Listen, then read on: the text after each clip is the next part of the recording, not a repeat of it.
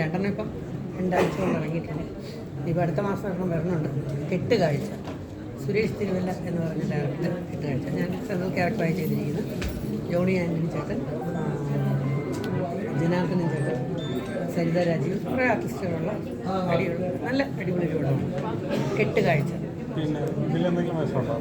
ഇതിൽ വേഷമുണ്ടോ ഇല്ലെന്ന് അറിയില്ല. കാരണം ഡയറക്ടർ എന്നെ അയച്ചു സാർ എൻ്റെ അടുത്ത സുഹൃത്താണ്. അദ്ദേഹമാണ് അനൗൺസ് ചെയ്യുന്നത്.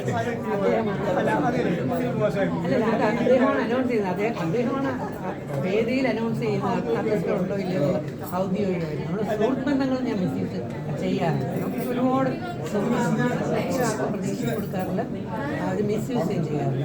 ഔപചാരികമായി പറഞ്ഞാൽ പോലും വർക്ക് നടന്നു കഴിഞ്ഞിട്ട് ഇന്നത്തെ സാഹചര്യത്തിൽ നമ്മളൊരു വർക്ക് ചെയ്തു എന്ന് പറയുന്നത്. അല്ലാതെ അവർ പറഞ്ഞു ഇവർ പറഞ്ഞു അത് കിട്ടി ഇത് കിട്ടി ഇത് കിട്ടി ചെയ്യും.